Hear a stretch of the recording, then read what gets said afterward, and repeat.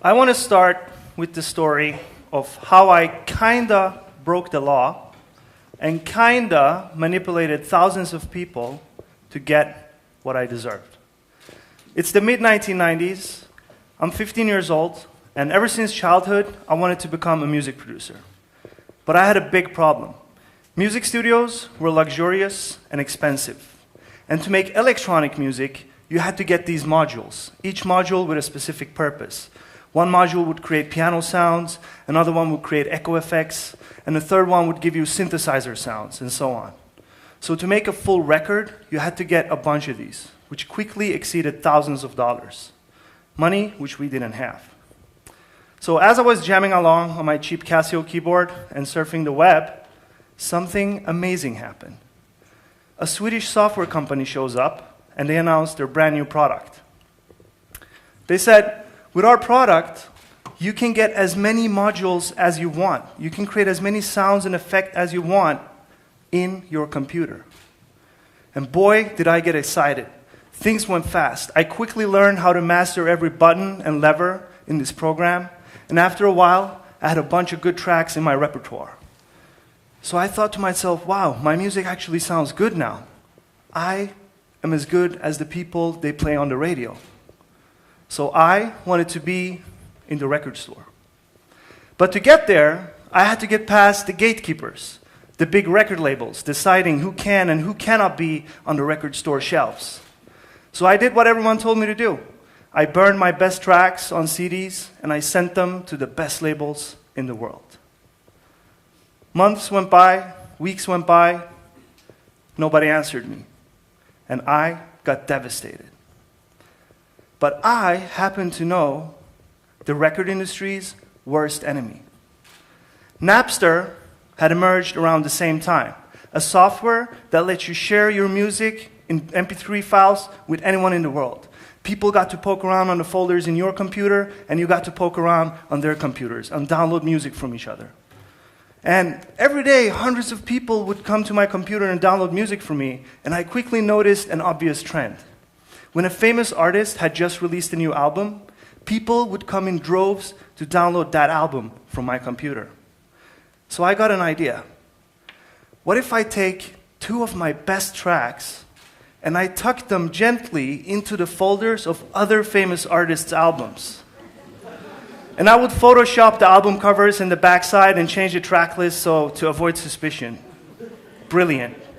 Nobody noticed a thing, and now hundreds, thousands of people were downloading my music without even knowing it and without even wanting it. So my music spread like wildfire, and people started to notice. Discussion forums on the web tried to figure out, why are there 2 tracks on the album I downloaded from the web, but in the store I can't find these tracks on the CD? They wanted to know, who is this guy making this music? They actually like my music. So all of a sudden, I was a semi-famous personality in the underground music world. So long story short, this little maneuver got me in contact with some important people. And a while later, I got to sign record deals with 3 of the best companies at that time. Now here's the irony of it all. The same technologies, the internet and digital music sharing, that helped me achieve this were the same technologies that would turn the music industry upside down and almost destroy it. Because why would you buy a CD anymore when a convenient click of a mouse button would give you the same product for a fraction of the price and a fraction of the time? That leads us to one of my favorite quotes, made by Ayn Rand decades ago, but I think it's more relevant than ever. She said, "You can avoid reality, but you cannot avoid the consequences of avoiding reality." And before I tell you what I think this reality is, I'll let these words from a Newsweek article in 1995 speak for themselves. People predict that we'll soon buy books and newspapers straight over the internet. Sure, Clifford Stoll wrote sarcastically. In 2012, people spent $1 billion online per day during the holiday season. And that was the same year Newsweek had to end its print run and go all digital. So I know that we're all aware that technology can show up and transform our world overnight. But I still think that we underestimate how fast technology can come and transform everything. So what if I ask you, what is the speed of technology? Can we actually measure it? Well, I won't be able to give you a number as an answer, but I can tell you this. 25,000 years ago, one of the first human technologies emerged, the art of painting and drawing. From then until we figured out agriculture, it took an astounding 15,000 years. But from agriculture until we figured out writing and the wheel, it only took 5,000 years. And from writing and the wheel till we figured out how to organize our societies into cities and states, it only took 2,500 years. And from city-states till we figured out the experimental method, only 1,900 years. And from that to industrialism, only 325 years. And from industrialism till we invented electricity, the telephone and the radio, only 95 years. And from that to the first vacuum tube computers, only 65 years. And from primitive computers to the modern PC, only 38 years. And from modern computing to the internet, it only took 15 years. And from the internet to smartphones, the cloud, and mobile computing, it only took 12 years. So do you see what's happening here? This is what Ray Kurzweil called the law of accelerating returns. Essentially meaning that the more advanced we become, the faster we become at advancing. So the answer, how fast is technology? Well, technology is an accelerating force. The future approaches us faster and faster all the time. Now, we've looked at technology from a historical perspective, so let's have a quick look at what's been going on just recently. So scientists have developed a smartphone device that can scan you for HIV and syphilis in just 15 minutes. Take a quick blood sample, put it in a device, and the results will be on your smartphone displays in just 15 minutes. A research group has developed a new kind of microscope that can give you live 3D images of body organs in live animals. In this example, you see the beating heart of a zebrafish. This research group has developed a handheld laser probe that can scan the brain for brain cancer tumors live during surgery. And finally, NASA, together with Microsoft, have combined Microsoft's HoloLens technology with images from the Curiosity rover on Mars to give scientists on Earth virtual access to the surface of Mars. So scientists can walk around, collaborate, and experiment without going to Mars. Now, the things I just showed you, I think they are absolutely amazing. But what I think is almost even more amazing is the fact that the things I just showed you are news announced only during the last 30 days. This is just news from the last 30 days. That's how fast technology is progressing. So here we are with the cloud, mobile computing, and smartphones at our fingertips. Smartphones 1,000 times faster, 1,000 times cheaper, and 1,000 times smaller than the computers from the 1950s. That's a billion-fold progress in just 65 years. And we have so much more cool stuff ahead of us. Honda is developing humanoid robots that can walk, talk, perform everyday tasks such as pouring drinks, serving food, and guide guests around a building. And they can even communicate with 3 persons at the same time. Companies with Google on the forefront are developing cars that can drive themselves, and they drive better than human beings do. And then we have the mind-blowing supercomputer at IBM by the name of Watson. Watson was designed to understand, analyze, and speak human language fluently. And to test its capabilities, they uploaded to it all of Wikipedia, IMDb, and other databases.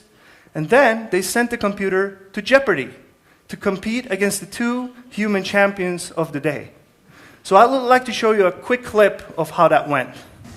Good morning, everybody. Thank you for being here. What do you say we play Jeopardy? Let's get right into the Jeopardy round.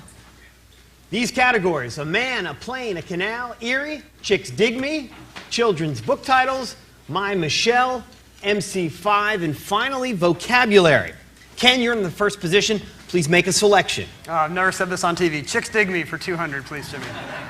Kathleen Kenyon's excavation of this city mentioned in Joshua showed the walls had been repaired 17 times. Watson. What is Jericho? Correct. 400, same category. This mystery author and her archaeologist hubby dug in hopes of finding the lost Syrian city of Urkesh. Watson. Who is Agatha Christie? Correct.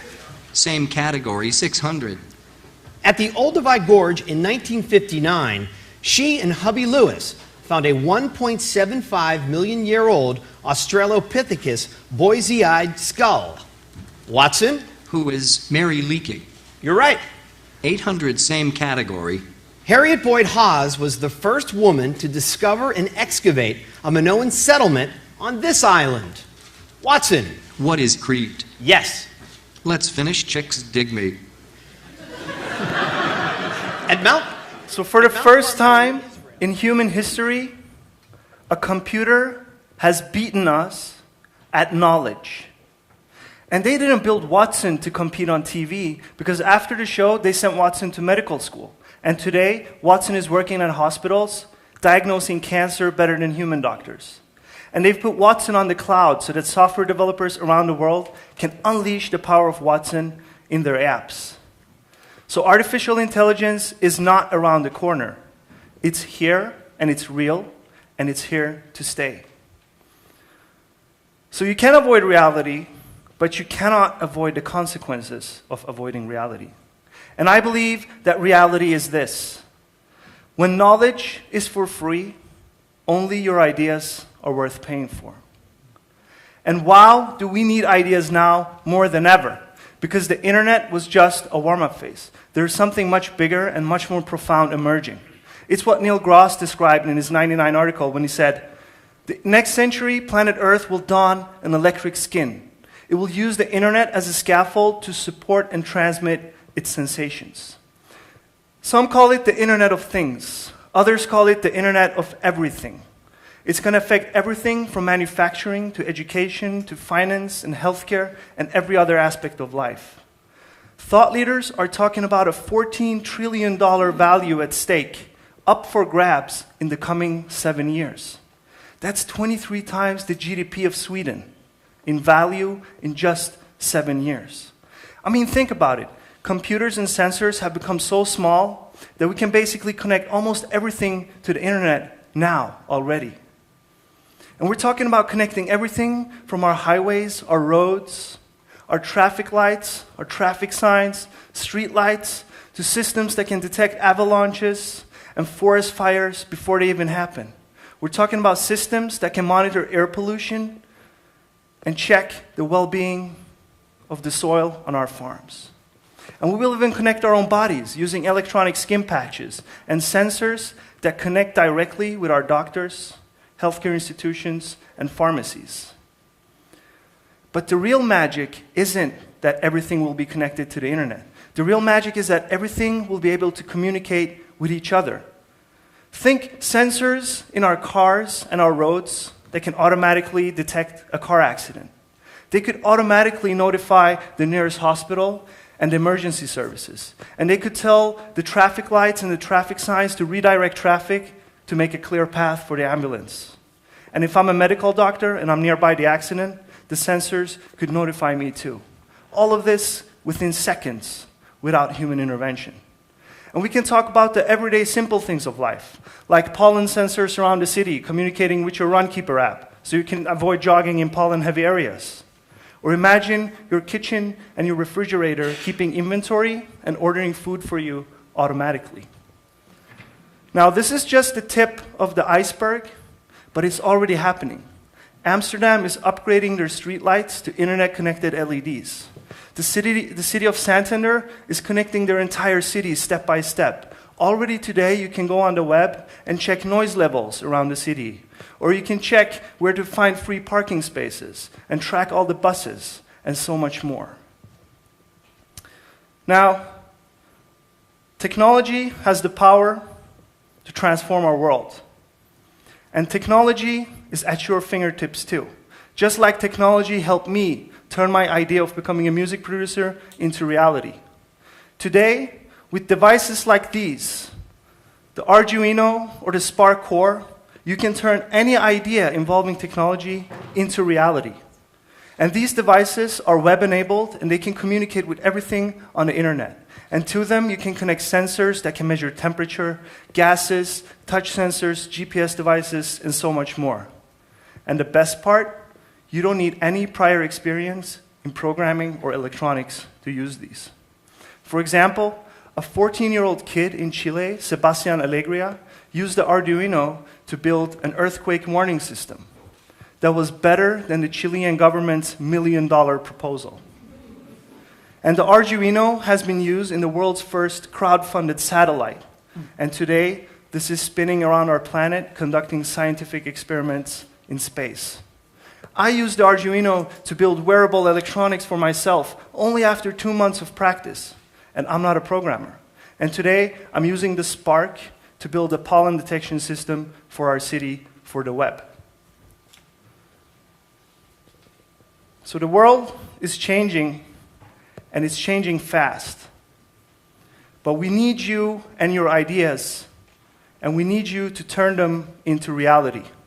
Because technology is at your fingertips too. So we need you to turn your ideas into reality now. Thank you.